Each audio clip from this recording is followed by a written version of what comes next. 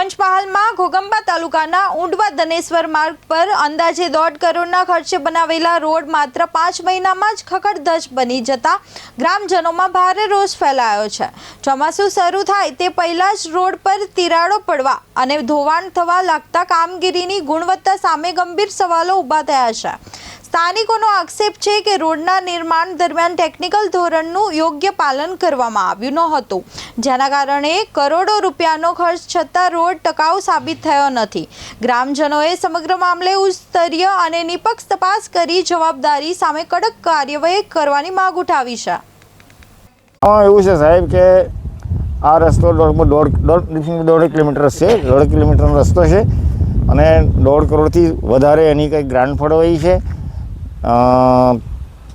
કુલ 9 inch concrete 136નું હતું। હું પણ સિવિલ એન્જિનિયર છું, મને ખબર છે। અને 4 ઇંચનું નીચેનું 1 to 4નું બેઝ હતું। એ બધું છોડો ને, આપણે એની જોડે માથાકૂટ નથી, પણ અમને રિઝલ્ટ જોઈએ। આ રસ્તો એકદમ તૂટી ગયો 4 મહિનામાં, તો પછી હવે કેટલા દિવસ ટકશે ને કેટલા મહિના ટકશે ને કેટલા વર્ષ ટકશે કોઈ ખબર નથી। એટલે અમે વિનંતી કરીએ છીએ કે સરકારશ્રીએ આ નાણાં ફાળવે। આ ઊંડવા ગામ છે। ઊંડવા ગામથી ધનેશ્વરને જોડતો સીસી રોડ છે। લગભગ બન્યાને 4 મહિના જેવા થયા અને બિલકુલ બિસ્માર હાલતમાં થઈ ગયો છે।